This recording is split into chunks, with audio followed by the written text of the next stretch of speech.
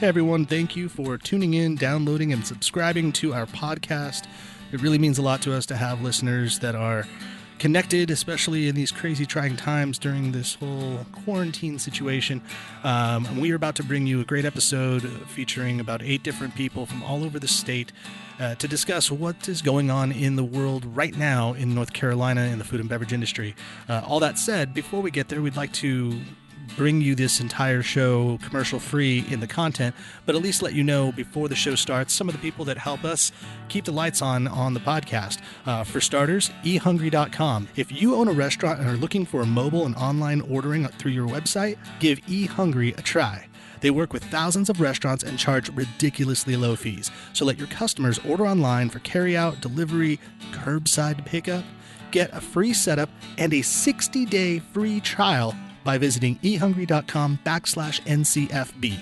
That's ehungry.com/NCFB. We are also brought to you by the Folks Foundation, champions of all good things crafted in North Carolina and the folks that make them. Folks Foundation is a 501c3 nonprofit that benefits through the ongoing grants and their publication, The Folks Journal, along with their soon-to-be-released general store in the historic downtown area of New Bern. That will feature all retail goods made from North Carolina. Find out more and read the journal online for free at www.folksfoundation.org. And be sure to consider a small donation to help support local North Carolina makers. And let's not forget about Triangle Wine Company, with 4 locations out there in Southern Pines, Cary, Morrisville, and Matt's neck of the woods, Holly Springs. Triangle Wine Company is open right now at all locations, delivering and doing curbside pickup for anybody that is in need. And we all know if you like to drink, you're probably drinking a little bit more than you normally do during these wild times. So they are making it easy right now. They're doing $100 cases where it's just they do all the legwork for you. Give them a chance, give them a try.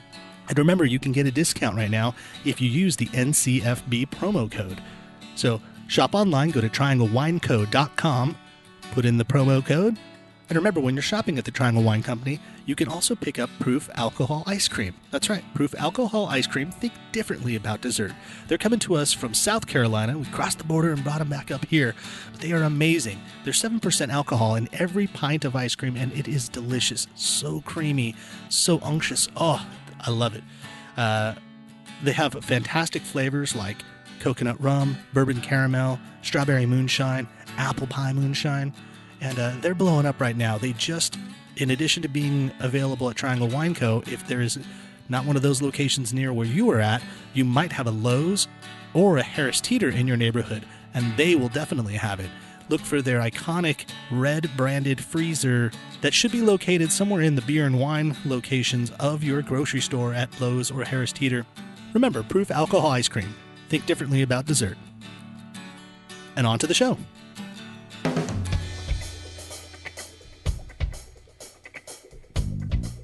Thank you for listening to the North Carolina Food and Beverage Podcast, coming to you from the cozy comforts of our palatial homes. I'm Max's next-door neighbor, Brian Hoyle, and your host for the evening. They're here, your busy backyard bartenders, the masters of the takeout menu, 2 homeschooling dads in their own right. They are Max Trujillo and Matthew Weiss. Hello, and thank you for listening to the North Carolina Food and Beverage Podcast. I am your co-host, Max Trujillo. And I am your co-host, Matthew Weiss. And today we bring to you a very special COVID-19 episode talking about hopefully the path forward and what's going on right now. And so we have a panel of wonderful guests from 5 areas of the state. And I'll start just as my view to introduce you. And I'll leave out so we can get fast all of their accomplishments. But Ben Barker of Magnolia Grill and Pizzeria Mercato in Carborough. We have Travis Myers, formerly of Willow, out there in Winston Salem, NCRLA Chef of the Year. I know I was leaving out accomplishments, but I had to throw that one in there in case people don't know you. Jeff Bacon, also out there in Winston Salem. He is the head of Providence, and also they do some schooling and a bunch of catering outlets and doing some great work out there. We have Gabe Barker, chef, owner of Pizzeria Mercato in Carborough. And then the man of many nicknames, the Mac, bringing manna from the heavens, Billy Mellon out in Wilmington, and then Leah Howard out there in Asheville, which is of Cultivated Cocktails. And then Mike Lee, chef of all of the M Restaurant Group in Durham. And also, I see just joining us, Mr. Marty Kotis from Greensboro. I think we got all of you. Welcome, everybody. The rules of engagement, just because we have a lot of people speaking at one time, is Matt and I are going to lead the conversation. We're going to ask some questions. We may specifically ask directly to someone, but if anyone has a specific thought, just use some hand signals. So there's not a lot of crazy crosstalk. The kind of working title of this episode was to have 5 sides to every North Carolina food and beverage story. And as I'm looking at this, just in short, we have Chapel Hill, Greensboro, Durham, Asheville, Wilmington, Winston Salem, and of course I'm in Raleigh and Matt's in Holly Springs. So really that's 8 sides to every story. And that's cool because we wanted to hear what was going on with North Carolina as it stands. I'd want to start off the whole show not to be a downer, but to talk about the seriousness and what's going on, as if we didn't already know. But there's somebody else that, and I'll leave her name out of it just for the sake of her own privacy, but somebody else was going to join us on the show, and she is unable to be on because, unfortunately, she herself has contracted what she thinks is the coronavirus. And she's in the industry. We know her well. And she's not feeling well at all. And to quote her, she said, in asking to be on the show, she said, honestly, it's kind of hard for me to talk due to the breathing issues. So I probably wouldn't be a good Zoom participant. It's just super tiring to do much of anything, let alone talk right now. I feel like that is a real moment in life, and it's what we're dealing with. And so first off, I just want to, as a public service announcement, make sure that everybody's being careful, being clean, taking priorities of your family and those around you, taking all the precautions you can when you're going outside at all times, and be healthy. And, we will get through all of this. But I just figured that was an important thing to say here. But let's bring it into more of a positive role at this point. We'll go all the way to the far end of the state, maybe to Asheville, to Leah, just to kind of talk about some things that are happening in the community right now. What have you observed or even being a part of right now in helping to push through in the food and beverage industry right now? There's a lot of things going on in Asheville. You guys are well aware that it's a big foodie town, and a lot of people have come together. The Chive Honey Group is doing an online auction. Belmar is trying to help. There's Liz Button is trying to work with government agencies to get things pushed through. No one really is sitting idly in Asheville. It's really impressive the way that people have come together. People are building out food truck courts where there weren't any, so they can come and have a place and these kinds of things. And we personally are making sanitizer, so we've switched production from spirits to sanitizer, and so we are pumping out thousands of gallons of sanitizer for the community and all across North Carolina. Actually, right now we're shipping it to Mecklenburg and other places. Yeah, I guess it's probably a good point of reference to mention what you actually specifically do, Leah, and I apologize. But with Cultivated Cocktails, you are a distiller, and you make gin, you have whiskey, rum, I believe. What else? What are you making? We have rum was our original product, gin, red wine barrel rested gin, coffee liqueur, a whiskey, and we actually, if you look, we have it listed creme de cacao with French Broad Chocolate Lounge and vodka coming out. But we put Halt. We actually changed all of our vodka into sanitizer. So unfortunately, that's not a thing for us right now, but it will be soon. Well, that's awesome. Anybody else want to chime in a story that they know of or something that they're doing that's going extremely well or really helping to aid the community at this time? In Winston-Salem, Jeff of Providence. So, we have a great hospitality community here in Winston-Salem, very collaborative. We all know each other and are pretty well connected, and it's a great environment to be able to mobilize when something is not going great. And Travis and several other chefs in town reached out to me and said, hey, places are shutting down left and right. About 80 to 90% of our employees are out of work. What are we going to do? I'm really worried. We're really worried about the fate of the people that are in our care. And after some brainstorming, we came up with a crazy name that only makes sense to food service people, Herd Collaborative Cafe. We've turned one of our restaurants into a food service relief site. We not only are feeding meals to displaced hospitality workers, but we have social workers there to help them with their unemployment filing, food stamp outreach, just some advice about how to get through this. And we've increased about 10% every day since we opened a week and a half ago. Today we're expecting to feed 400 hospitality workers and their families. Yes, I mean, that I'd like to speak to that specifically about those in the industry right now, in the food and beverage industry that are out of work. Personally, I've heard a couple stories, and I can get into it, but I want to hear from everybody else. Just simply, I've heard that the food and beverage team members are kind of hungry right now, like literally, and not looking for something. They're looking for food. And can anybody speak to that right now? Just because, I mean, they're. Gabe and Ben, I know you guys are, or at least last I talked to you guys, are still open for family meals every day. Is that right? As much as possible in the last 2 weeks, I or my two with a remaining salary have been coming in to cook staff meal for our people to come in and take out. I know every single person on here feels that was probably having to off all of those people has been the hardest part of this for me.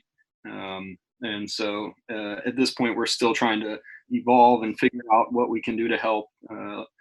But even something as simple as some food by us lets them know that we're still here, we're still paying attention, we still really care. So that has definitely brought a smile to people. And I've gotten lots and lots of thank yous every single time that people come by.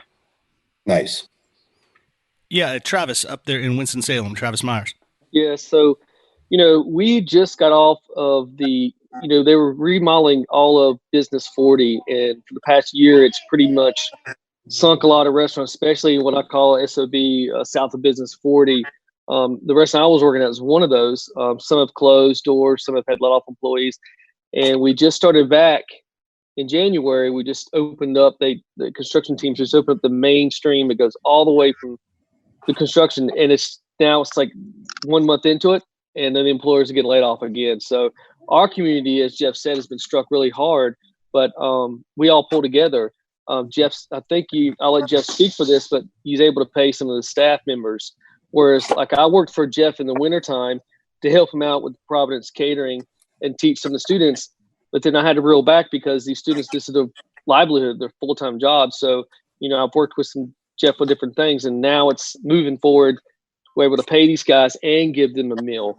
But, it's everyone's out to help each other. A lot of people are going volunteer. Some restaurant staffs are just paying salary. And this is seen statewide or nationwide. It's not just Winston-Salem, but big hands to those guys doing all the good work.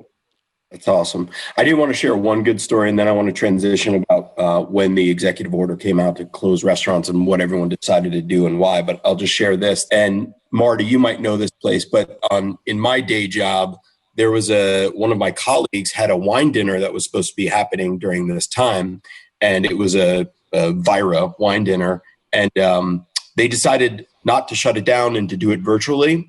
So they got Francesca Vira, who's been a former guest on the show, to do some videos, and the chef made pairings, and they got the wine to the restaurant, and people came and bought bottles instead of glasses or whatever.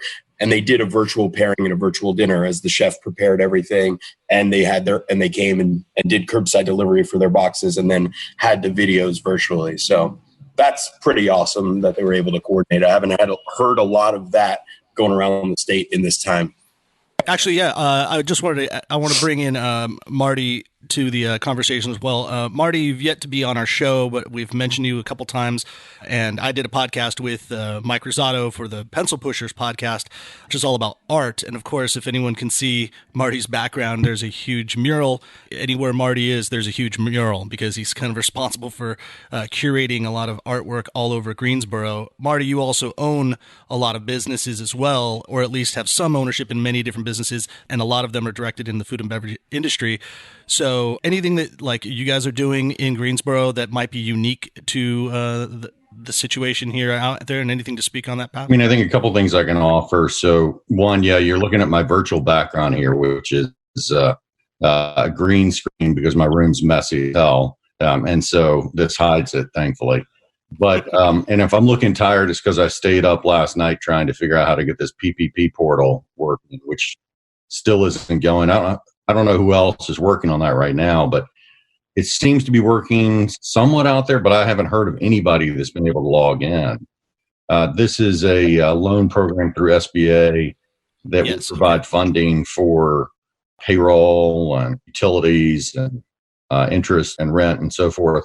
But it hasn't gone live. But Munkin is posting that almost $875 million has already gone out. So I stayed up till 4:30 trying to log in to get our businesses in line, but it's still not working yet. Has anybody else been able to get a portal working, or anybody else familiar with PPP? Yeah, I think PPP for it just at the banks, especially the local banks, if you're going through that, I think they just got the implementation today, Friday. So I think it's not 100% yet. And I've been talking with my banker as well, trying to get applied for it. And she is advising me to apply online through Wells Fargo, which is my bank right now. But yeah, today was basically the start date. So I think they're still working out a lot of different kinks and whatnot. Sorry, for those of us that don't know, or maybe people that are listening that don't know, so there's a portal made by the small businesses of America that are giving out loans right now that you have to. What is the basis of this? Yeah, so it's the Paycheck Protection Program.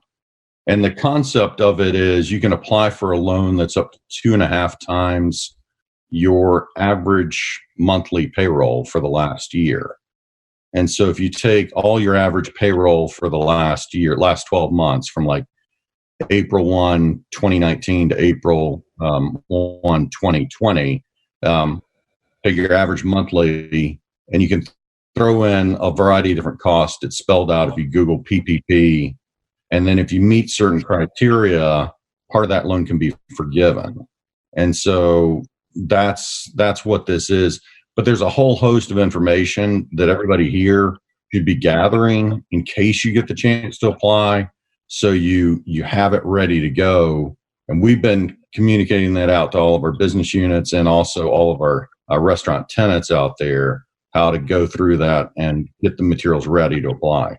That's a pretty awesome thing. It's free money, folks. Like if you do it right and you follow down to the letter of the law, you essentially are getting bailed out for at least 2.5 pay periods as the way we're looking at it. So definitely make that happen and go find. We'll get the link and we'll put it on our show notes so that everyone can just kind of jump to it.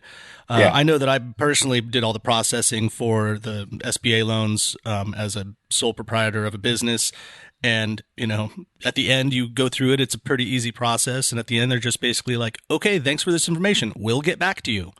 And that's where it stands. So we don't know how long that's going to last, or how long it's going to take. But I think that's something that everyone should at least do so that you're in line and so that you're prepared. Yeah, I like that. That's at least that's jumping ahead in this conversation, Marty. But thank you for providing some answers to a path forward. But for a second, I want to take a step back to, I think it was on March 16th when the executive order came out that we were going to, or restaurants were going to shut down. And I guess we'll start out with Billy. You haven't spoken up. So speaking from the perspective of Wilmington at Manna, just for listeners that understand who's speaking, Billy from Manna. What did you guys decide to do immediately when you heard the order come down, and why did you decide to do what you did? I've been tracking this thing for a little while longer than a lot of people were. And the week we were starting to see, like a few weeks earlier, that our business was sadly in January and February was just like soaring and astronomically. And I was just kind of thinking what's going to happen to kind of cause this to change a bit. And about 10 days earlier, we started kind of getting a couple of pharmaceuticals. We have a private room. We also have a venue next door to us that we own and operate. And so we started getting a lot of questions from the pharmaceutical people about travelers and speakers, and then bands and their agents and stuff started kind of tickling around with moving their dates. And it was just one of those things where, you know, March the 4th or 5th, I was seeing that us just started losing reservations. We're kind of an upscale joint. So most of the people that come to see us, you know, are planners, and they're seeing stock market lows and things of that nature. So they start pulling out of these fine dining dinner experiences and start stockpiling for doomsday. So I'd been speaking to a guy who owns a restaurant called RX. His name is James Doss, a week earlier. And I was like, look, I'm just going to close on Monday the 16th. I'm just going to close. I'm going to lay everybody off. Sad as that sounds, to be breaking the link of connecting this disease from our guests perhaps into our restaurant, or from our restaurant into our guests. And thankfully, the next day, the governor made the order that was kind of mandated. So I felt, for 24 hours, I felt like a quitter. And then once he had unveiled the plan, I felt really strong about being ahead of the curve. So we suspended all operations. Our philosophy is we don't want to be the person that's going to spread anything. As clean and sanitary as we are as a group, all it takes is one person to not do the right thing, and it's you know, we're watching it happen right now. So that was our perspective. And Mike Lee, how about you in Durham? For us, as soon as we got the news, I mean, first thing that ran through my mind was obviously the staff. That was the most important thing in my mind at the time when I heard all the news. And, you know, fortunately, the unemployment benefit was processed so that it worked more efficiently and easier to process, etc. So I was really, really glad when I heard that. And I immediately basically told all the staff. I gathered all my managers. We talked a little bit and then see what they wanted to do. And basically the entire management team and the rest of the team agreed that they'd rather be safe. And since they are, you know, getting this unemployment, they'd rather be just, you know, completely safe. And I told them, hey, only reason I would consider opening for takeouts and deliveries, whatnot, would be if this unemployment is not enough for certain individuals and that you need a job. Because it doesn't make sense for us to kind of, you know, plan out a takeout system for our restaurants, especially for most of the items. And that was only going to happen if anybody wanted to stay and work. But it was mutually agreed, and I agreed with them as well, that let's keep everybody safe. This is at the beginning phase of this catastrophe, and we don't know how bad it is really. We don't know how many percentage people has been tested. So we decided to close everything 100%. And our plan is maybe do takeout system once the PPP loan gets available. That way we can bring the staff back and employ them, which is kind of like the goal for the economy. But I will definitely wait until we plateau and then start dropping down before we consider that. So, Mike, I want to piggyback off of what you're saying right there, because Matt and I were having this conversation last night about all the communities kind of jumping up and providing, say, like Carborough United is doing a lot of meals to go, and something that Forrest Mason, who's been on the show before, mentioned, and it seems like they're having some success there. And of course, here in Raleigh, there's a lot of food to go. There's even cocktails to go, and there's just a lot. But we were noticing, and correct us if we're wrong, but it seems like Durham is not doing that, at least not to the level of what we've seen in general. Durham seems to be pretty quiet, and there's not a lot of takeout opportunities. Correct me if I'm wrong, or inform me if I'm wrong, but does that sound about right? I think so. It seems less than other places like downtown Raleigh and other parts of Raleigh, etc. Downtown Durham, definitely. I'm still going to the restaurant probably, you know, once every 2 days or so, just check up on things. And it is, I think what you're saying is on point. And there's not much going on at all right now for whatever reason. I mean, as far as helping the community, I've let myself out and, you know, with the rest of the restaurants, other restaurateurs as well, that, you know, we're here for anybody who needs, especially you talked about what you mentioned earlier, people are actually being physically hungry, etc. You know, we have allocated food for those type of people who are in need. We don't want anybody to go hungry at these times. It's already hard enough. Nobody should be starving. So we're kind of trying to actually connect with people who know, individuals or groups of people who needs help, to contact us, publicly or privately or, any way possible. And basically we're taking all of our food, all of our inventory that we had, and we're still continuing to get a little bit if certain groups need it. One of the problems that we're having is we don't know who is actually needing the help of getting the food to them. So that's one of the things I want to actually ask you guys so that we can be more connected with those groups that actually need our help more. Yeah, that's a relevant point, and it was something that I experienced yesterday on Facebook and through a few text messages. A friend of ours in the business was working with a couple of restaurants and a brewery to put out huge meal kits for those in the food and beverage industry, basically free food if you work in the business, and all you got to do is show up and you'll get a big box, and it'll be kind of like a CSA with produce, but also some pre-prepared items and all. And it sounds like a really great idea. Cisco, the largest food company in the world, the Cisco of Raleigh, was donating and has been donating a lot of food.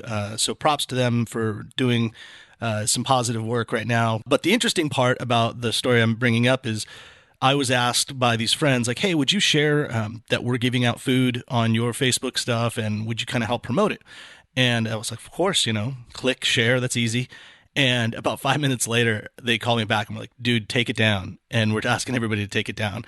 And I was like, why? What's up? And they're like, we're just concerned that we won't be able to fulfill all the needs because it kind of blew up. Like on my Facebook page, and I'm not saying I'm popular, I'm saying that there's a huge need, but on my Facebook page, after 5 minutes of it being up, I received 10, 12 direct messages as to wanting to know more information.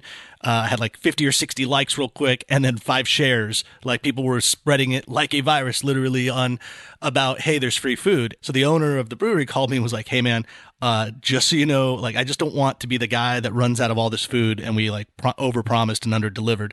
So they're doing that though today as we speak from 1 to 5. It just started right now, and they're giving out food to anybody in the restaurant industry. So I privately emailed some friends that were, in the Raleigh area and said, hey, if you're in this business, you need some food, go here. We're not saying we need to have these restaurants open or take out for fun or to get out of the house. I think it's like we literally just need food out there in the circulation in the community. As we hear more about that, and I think we need to be really mindful and share those thoughts as they're happening, and then know that big companies, as much as like Matt and I tout the small business all the time, big companies like Cisco and US Foods and Cheney Brothers, they're like the 3 biggest food companies in this area, but they are actually giving a lot of food back through charity. Ben, I wanted to bring you into the conversation. Ben Barker, Chef Barker, you're out there in Chapel Hill. You are, take this in the spirit it's intended, probably the most seniored of all the people on this screen. You've gone through a lot. You've seen a lot. I assume nothing is equal to what we're doing right now, but what is your perspective of this? I'd like to get your opinion on how you're dealing with the business and just what the community is like right now. It's clear from the panorama of handsome faces that I'm the only gray head at the group. So, my role is really removed from the in the trenches role that everyone else on the screen is feeling right now. And I'm primarily there to provide some historical perspective for Gabriel as he makes the decisions that he has to make for his business. The thing is that there's no historical perspective that is pertinent to this circumstance. And therefore the challenge is even greater than anything that I've seen in 35, 36 years of being in the industry. So that's not so good for Gabe because I can't give him anything other than advice based on what I'm able to see and learn from my associates like the people on the screen here today. It is an unforeseen circumstance. The future is tenuous for a lot of our businesses, and that's a particularly frightening thing because the food industry carries more than just its economic role. It carries a community role. We occupy people's lives throughout the year. both our employees, who are our most valuable assets, and our guests, who cultivate relationships and watch their children grow. And the challenge that I foresee here is the duration. Gabriel tried doing takeout for about 8 services, and I endorsed his decision to minimize exposure for his personnel and for himself and for his guests, and close the restaurant entirely. How long this lasts and what we'll see in our area is what's particularly of note and of interest at this stage today to me, it seems. I looked at the Times, and they showed a movement map of the United States, and it was very notable in North Carolina that our region, the Triangle, Charlotte, Mecklenburg County, Asheville, all showed significantly lower movement of humans than the rest of the state as a whole, the bulk of the South as a whole. Part of it is because we're a pretty rural state other than those urban areas, and so travel is more required to get the essential supplies. More importantly, it's that we have an educated and knowledgeable that realizes that the really only way out of this crisis is for us to stay home. That's the hardest part as a restaurateur, as a former restaurateur, is to say, I don't want to see you. I feel like we're in a really difficult space, and I'm concerned about the duration more than anything. And speaking of the duration, what does that mean? I mean, you get these loans, and then Max has said, oh, well, maybe you'll get the loan. You've registered for it. But how many of these businesses, and this is open for discussion, will last through this? I mean, I know that's the really dark way to look at it, but how many of of your restaurants even do you think you will be able to sustain this period? Say it's 3 months, say it's 6 months before you can open fully, and then what does the world look like at that point, culinarily wise? Yeah, Travis up there in Winston Salem. Yeah. So I'm in a different position than the most people on this board, this panel, is I'm building a restaurant. Right. And I got investors looking at me like, especially I'm in the market every single day.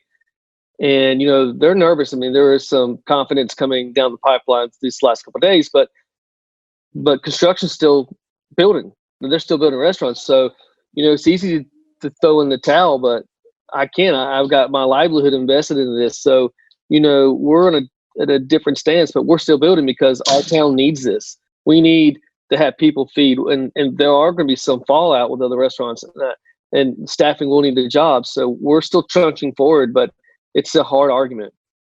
Yeah, Marty, maybe you could speak to that as well as somebody with multiple businesses. I mean, do you foresee there to be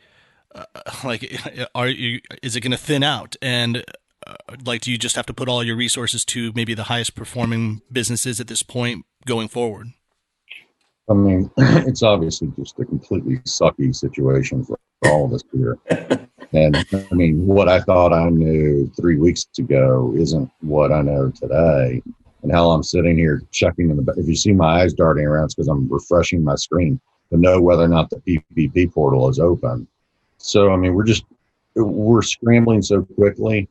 All we've done so far is we've made a commitment that no matter what, and we haven't publicized this because it's not about everybody is going to do what they can do, and everybody's situation is different on what they can do and can't do out there. But, I'm going to do everything I possibly can to make sure anybody on our team and their families are fed, that they've got food out there. Unfortunately, we've got painted plate catering, and we've got a fair amount of product out there through the different restaurants that we've been able to put that together and make sure we've got food going out for people if they need it. We're trying to avail ourselves of all the different resources out there. I don't know if y'all saw the NRA relief fund. It was out there briefly. That was $500 for hospitality per employee for hospitality employees. We sent that link to all of our teammates. You got the new federal program that's going to add another $600 worth of benefits, which will help. We've tried to run takeout. You're losing money as you run it, really. But we've tried to run it to see if it'll pick back up. Our catering side is better equipped to do that. We're trying to get more corporate business. If we can get some nursing homes out there, somebody like that, we can make it viable. But, really, we just want this shit to be over as soon as possible because, it's a lot of pain throughout the industry right now. and it's not going to get better till it gets better. And, with the thing that's scaring me right now is the PPP funds. They're talking about funding for the next 8 weeks. And I'm like, is that how long we're going to be looking at this? And then even if we are able to open back up, do we have to cut our occupancy by 50% or 70%? Because you can't make money doing that either. So I don't know which problem to worry about today, the short-term problem or the problem 2-3 months from now or the problem 6 months from now. Well, I think actually pairing both your response and Travis's comment, I can speak to a little bit of this as well. Speaking positively and trying to look to the future, I think like Travis, you're building a restaurant right now. I don't tell anybody about the actual stuff I do behind the scenes, but I'm in the process of trying to build a place too. And I think it's the first time I've told anybody that I'm actually trying to work on building a restaurant.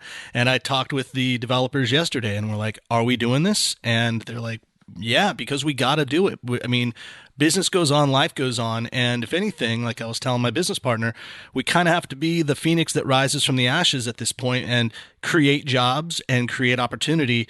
And if businesses fail, if businesses close, that doesn't mean that those people are not going to be useful in the future. And maybe it's just going to be, like a new version of whatever it is. And so I would say everybody needs to just have their head down, get to work, start thinking of like the next thing going, because that's the only way we're going to keep pushing this animal together. The good part is if we do have to build new restaurants, and there are a bunch of ones that close, there's amazing talent out there that's going to be able to fill in those new spots. And I think, we're resilient as a society, and this North Carolina community is extremely tight in the food community. So we know that we'll be able to push through. It's just we need to have the building blocks and the steps to get there.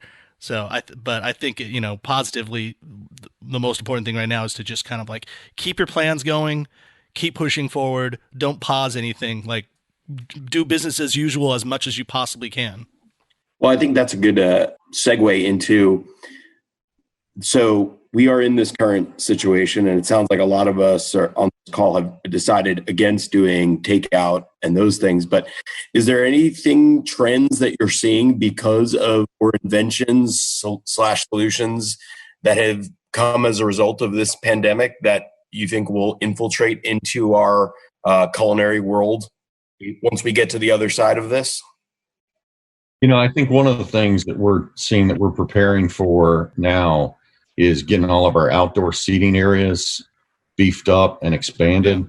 Mm-hmm. And if we need to go and apply for ABC licenses to allow us to close off part of our parking lots, we're preparing for social distancing when it comes back. That if you got to space out your patio seating, can you go out into the parking lot? Can you, what can you do to get the number of seats you're going to need for, it's hard to imagine when this is going to be over, but it will be over at some point. When it's over, how do you seat those people? And hopefully it's pent up demand. And I think that's what we're focused on right now. On a positive note is trying to get all of our outdoor areas ready. And I think you're going to see a lot more people eating outside, and thankfully we're going to be in better weather. Right. To allow hopefully, from a government perspective, like you said, they'll relax any zoning laws to allow more outdoor tables and seating. Sounds like we're in France. Most of those little cafes in Italy or France are usually like 30 square feet, and then they just have a massive outside patio. So it could be worse. Someone had spoken earlier, I think it was Ben, about we really never been through this before, and how when I first spoke to the team, and it was, like I said, a very emotional decision to shut down. But it was, living on the coast since the mid 90s. I'm from South Texas, which is where Hurricane Alleys are as well. And I moved to another place that just gets obliterated every other year by a storm. And we kind of looked at it like that. We kind of contributed the Hurricane Dorian that came through, and Florence that did a number on us a while back. Also with the 9/11 scenario, some of you may or may not have been working in the business when that happened, but that kind of shut things down economically. And then in the 2007 and 2008 sort of demolition of the economy as well. So it was kind of like one of those morph of all those things together. And the one thing one of my kind of confidants and mentors had mentioned that this is the first time we really didn't know where the floor was nor where the ceiling was. And so usually you try to find in chaos somewhere that's kind of normal and then work to the next step to try to find the next normal thing. And so to y'all's questions about, I think Max used the word resilience, and that's kind of what restaurant people have always been to me is, you have a great service and you high five all the team and everyone has a drink at the bar or whatever, and everyone goes home, and the next day you do it all over again. So we just got to get, like y'all are saying, I think everyone we need to get through this shit.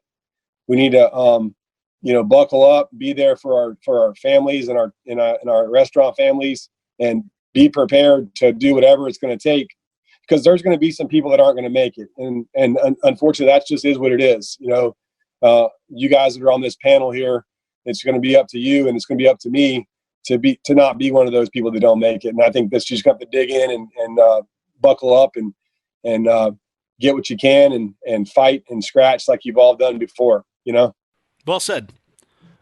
And you got something?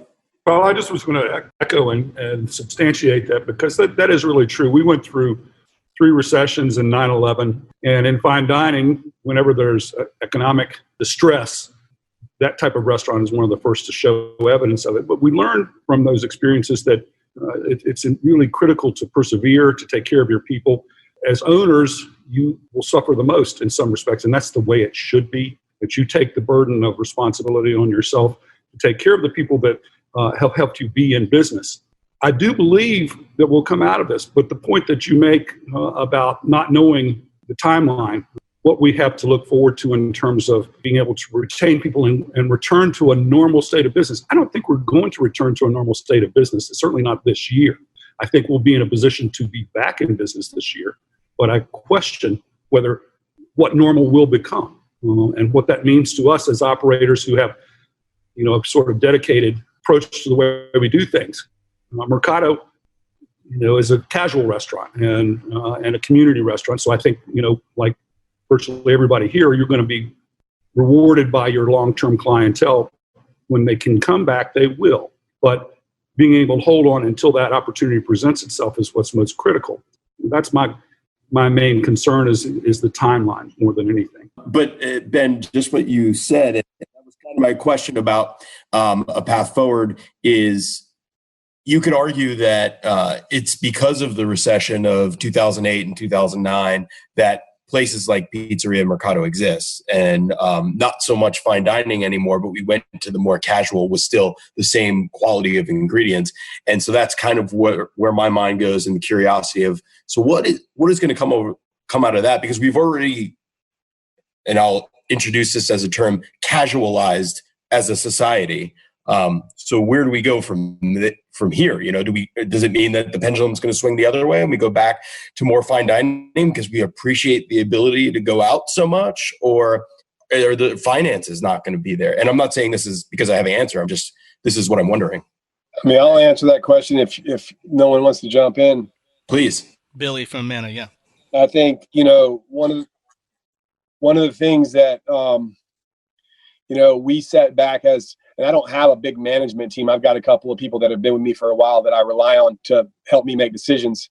And we have a bakery, we have a cocktail bar, we have the music venue, we have the restaurant, we have the bakery that's on the corner of our building sort of never recovered from Hurricane Florence. I lost 4 employees that were basically told by their parents they needed to move home, and they never came back. And so we suspended all retail operations there. So as far as evolving into what we're going to become at that space, is we're trying to figure out a concept that can go into that bakery that is pandemic proof.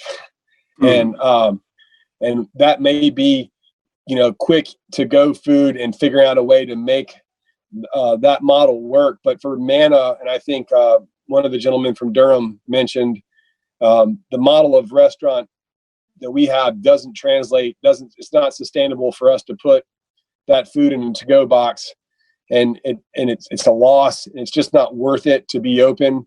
But I think the evolution is going to be there for everyone. Someone mentioned about having more outdoor seating. Well, unfortunately for me, I don't have that. And that's, I think Max, you building that restaurant, and the gentleman in Winston Salem building a restaurant, y'all will probably be thinking about a way to have a to-go menu or to-go window somewhere, so that, you know, if this happens again, we're one step ahead of it. Because I tell you what, and this makes me sick, because there's people in the hospitality industry, and you have to consider Domino's and Chick-fil-A is in the hospitality industry, and those people are not missing a beat right now. Right. And it's sickening, and those people in line that are going through there, you know, they're not necessarily taking into consideration that how that food's got there and where it's come from, and who's delivering it and putting it inside the restaurant, and then going to be prepared and then put into a, you know, all that stuff that goes in there. That's all it takes, is for everyone that's been quarantined and furloughed since the 15th and 16th of this month.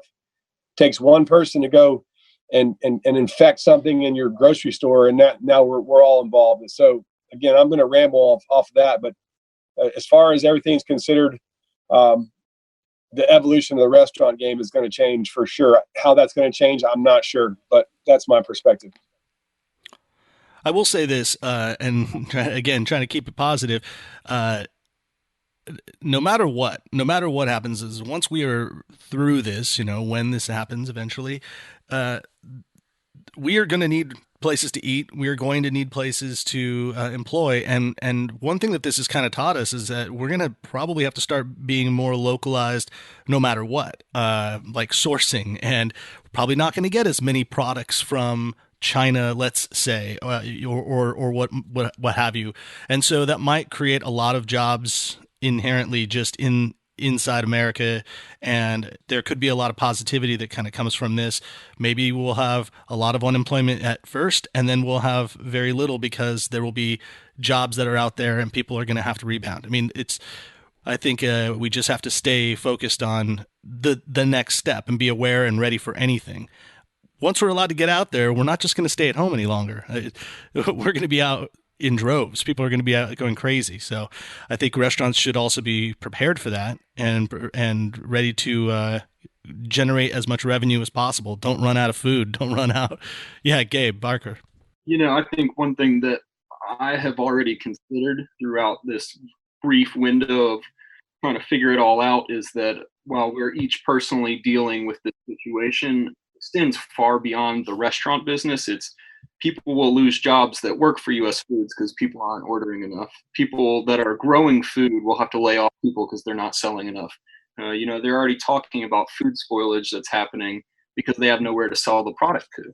I think that's some of the trickle-down effect that people don't realize by restaurants being shut down temporarily is spreading far beyond that. I mean, the hospitality and service industry is kind of hanging on by a thread. I mean, all the hotels that are vacant. I mean, it really does extend far beyond each and one of our operations. And so I'm kind of wondering, because some of this government assistance that we're reading through, you know, sounds great, but that is just a teeny little Band-Aid. You know what I mean? It is not going to fix any of these problems. And I'm wondering whether it be coming from the top, which I don't have a ton of faith in right now, or more local level, how people are going to be able to continue to realize and actualize the need for some change and some assistance. Because, you know, if you think about, we're a speck of sand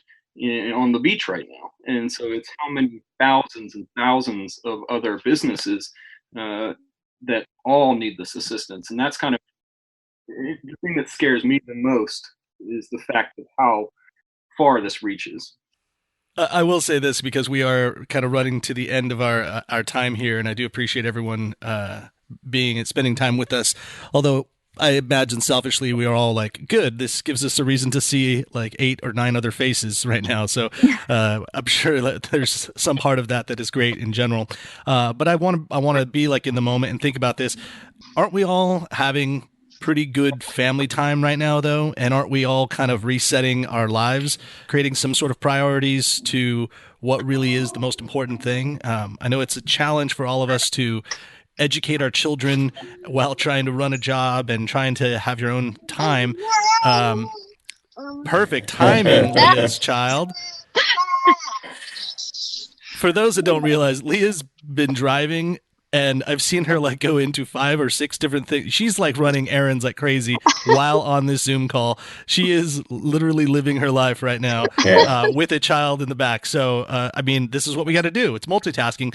But I mean, I played Scrabble last night with my family, and we played Monopoly before, and I beat them, which was great.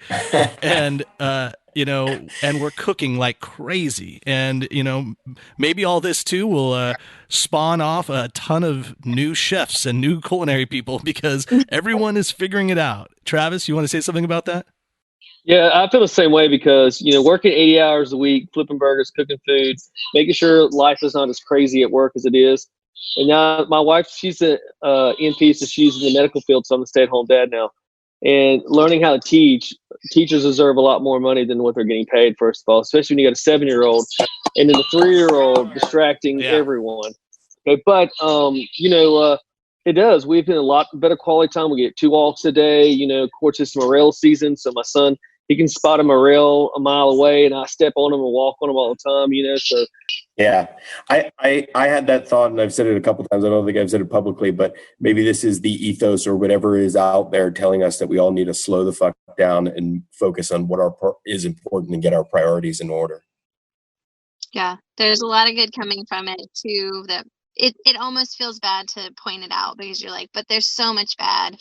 Can you be positive? But you know, we've tried to be positive. Looked at the environmental impacts that we've had. You know, like you can see they're feeling like earthquakes now because we're not moving around as much, and you know, dolphins are in the canals and things, and those are positive and really cool to see and bring some light into some of this awful.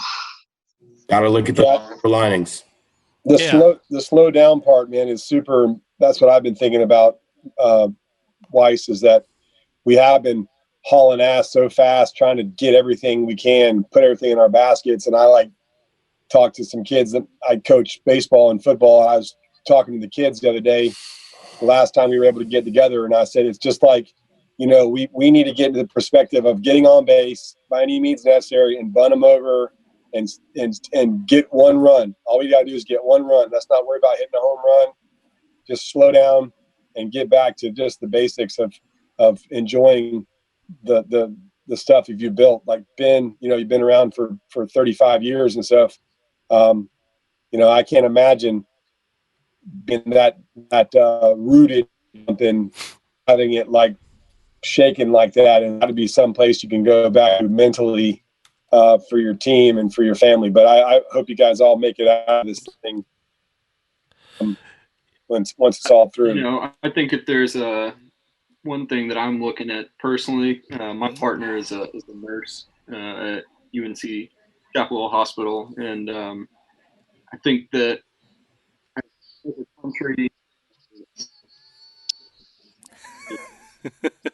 continue to like hunker down a little bit, and I've been a little perturbed by the lack of leadership and people not stepping up to tell people this is the course that we need to take to help mitigate the severity of it. And you know, it was one of the things that helped convince me to close our operations entirely. You know, I was so proud of my key individual that oh, my bad, sorry. You know, for like that, you know, week plus that we were doing just takeout, it was myself and 2 sous chefs. We came in, we prepped everything, did service with just the 3 of us, broke down the dish pit at the end of the night. No one complained. No one said a single word the entire time. I think we were happy to still be working. But those are the people that I love, you know, just like my partner, like my dad. And I've just been a myth, I guess, at the lack of leadership. And it's taking, you know, people like us in the food and beverage community to say, hey, we're having to, for our own safety and for our family's safety and our friends' safety, we're going to choose to not operate right now, which, you know, might stem and help hold off the financial bleeding, but we're thinking about the bigger picture and the fact that we do want to come back from this and that we want to be able to still be here. I'm sure you can all agree, being a restaurant, like my dad said, is is being a part of a community and being part of a foundation and all those connections and experiences we have. I know that's personally what drove me to be in this industry, is because of the connections that I get to have with people and the reaction that I see when people enjoy their experience with me, which was, handed down to me from a really early age. Yeah. Well said. All right, everybody. I think this is a good way to go out. Matt, you take us home.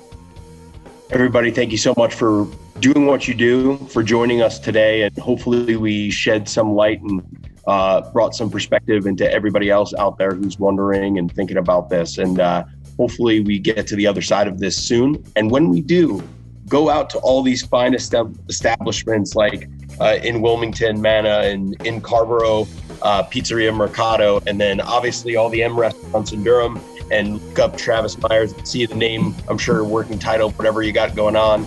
Leah Howard in Asheville. Thanks, everybody. Go out there when we can, eat and drink very merrily.